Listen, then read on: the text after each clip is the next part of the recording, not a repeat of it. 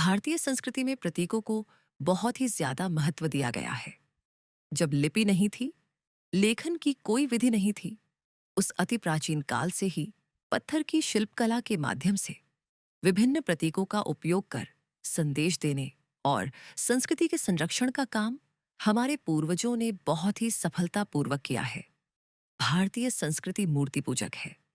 सभी भारतीयों की आस्था विभिन्न देवी देवताओं की मूर्तियों के रूप में हमारे सामने प्रकट होती है। ये सभी मूर्तियां प्रतीक रूप में आसन, वाहन, अस्त्र, शस्त्र, वाद्य, फूल, फल, आभूषण, पक्षी और जानवर आदि के साथ सुसज्जित होती हैं। नमस्कार, मैं हूं कणिका और आप देख रहे हैं अवधूत चिंतन। शांति के समय में जब विद्या की देवी माता सरस्वती के हाथों में वीणा और भगवान श्री कृष्ण के हाथों में बांसुरी होती है, तब ये भारतीय संस्कृति में संगीत, सुर और ताल के महत्व को दर्शाती है और मनोरंजन भी करती है। तो उसी समय युद्ध काल में तांडव करने वाले महादेव के हाथों में डमरू या भगवान विष्णु के हाथों में शंख, ये युद्ध के समय सामने आने, शत्रु को चुनौती देने और शक्ति प्रदर्शन करने के लिए तथा शत्रु के दिल में डर पैदा करने वाले वाद्य यंत्रों का महत्व भी बतलाते हैं। महाभारत में अर्जुन ने देवदत्त और भगवान श्री कृष्ण ने पांचजन्य नामक शंखों का ऐसा नाद किया कि उनके स्वर से ही कौरवों के दिल कांप उठे थे। प्रभु श्री राम के धनुष की प्रत्यंचा की टंकार सुनकर लंका का स्वामी और महापराक्रमी रावण भी घबरा गया था। भारत में युद्ध संगीत का इतिहास और परंपरा बहुत पुरानी है। प्राचीन काल में युद्ध संगीत में कई वाद्य यंत्रों का उपयोग किया जाता था। नगाड़ा यानी ड्रम, शंख यानी शंखनाद, ढोल यानी ड्रम,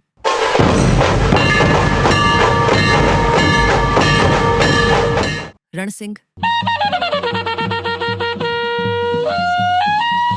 आदि वाद्य यंत्रों का उपयोग सेना को निर्देश देने के लिए, एकत्र करने के लिए और शत्रु को डराने के लिए किया जाता था। संघ के संचालन के समय यानी परेड के दौरान भी ऐसे ही वाद्य यंत्रों का उपयोग किया जाता है, जिन्हें घोष यानी नाद यानी ध्वनि कहा जाता है।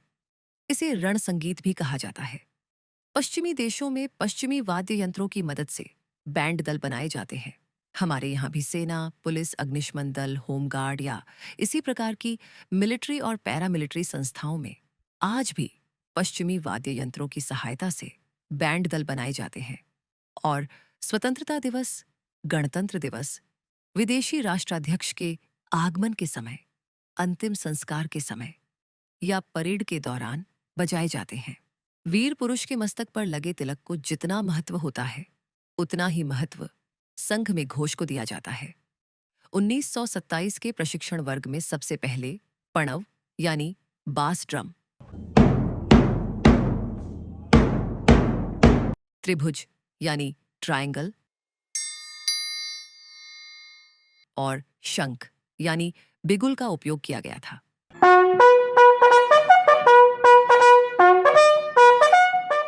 संघ में घोष वृंद की शुरुआत वहीं से हुई, ऐसा माना जाता है।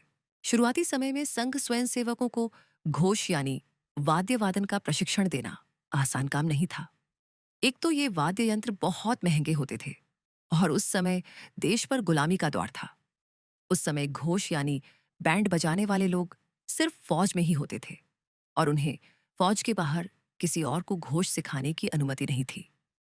ऐसी कठिन परिस्थितियों में सरसंघ चालक डॉक्टर केशव बलीराम हेडगेवार जी ने बेन गोविंदराव देशमुख की मदद से यह व्यवस्था की कि संघ स्वयंसेवकों को घोष सिखाने की जिम्मेदारी सेना के एक सेवानिवृत्त बैंड इंस्ट्रक्टर को दी जाए।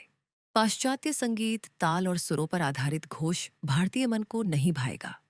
ये पहचान कर संघ के घोष में शुरू के जो सुरों के टुकड़े या सुरावटी थे, वे संपूर्ण भारतीय रागदारी पर आधारित केदार, भूप, आसावरी आदि रागों पर रखे गए। संघ के घोषवृंद को आज जो स्वरूप मिला है, वह देने का अत्यंत कठिन कार्य सबसे पहले अखिल भारतीय घोष प्रमुख श्री सुब्बू श्रीनिवास जी ने किया। सुब्बू जी स्वयं उत्कृष्ट दंड संचालन करते थे। परेड के दौरान ही वे बहुत सहजता से 15 से 20 फीट ऊंचाई तक दंड फेंककर उसे आसानी से पकड़ लेते थे। दंड को विभिन्न तरीकों से चलाने की उनकी कला से दर्शक भी मंत्रमुग्ध हो जाते थे। वाद्य यंत्रों की निर्माण प्रक्रिया और संघ स्वयंसेवकों के प्रशिक्षण के लिए उन्होंने पूरा देश छान मारा। वे कई गायक, संगीतकार, वादक और संगीत के विद्वानों से मिले। कई पारंपरिक वाद्य यंत्रों में भारतीय सुरों के अनुसार उपयुक्त बदलाव करवाए और अत्यंत परिश्रम पूर्वक संघ के लिए एक बहुत ही उच्च दर्जे का घोषवृंद तैयार किया। आज संघ के घोषवृंद में पणव यानी बास ड्रम, शंख यानी बिगुल,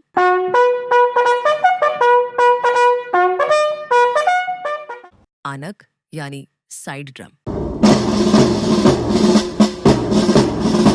तुर्य यानी ट्रम्पेट,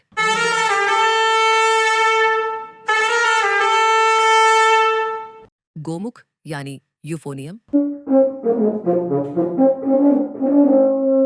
स्वरद यानी क्लारिनेट,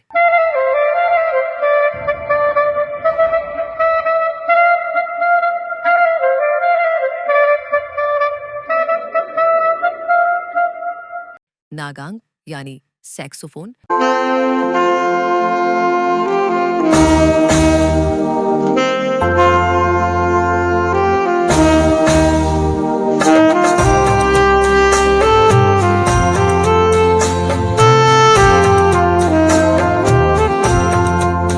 त्रिभुज यानी ट्रायंगल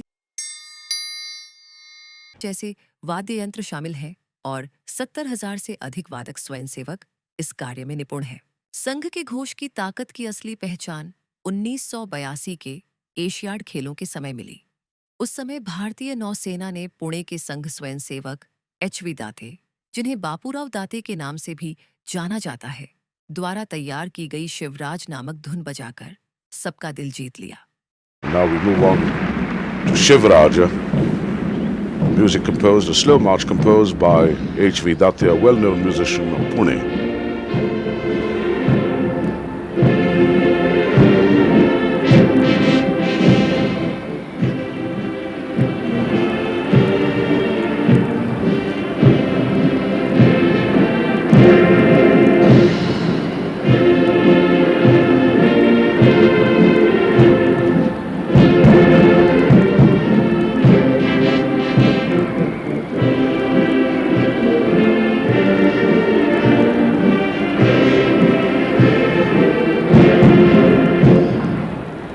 अब तक संघ घोष द्वारा बनाई गई 40 धुनें भारतीय नौसेना द्वारा बजाई जा चुकी हैं।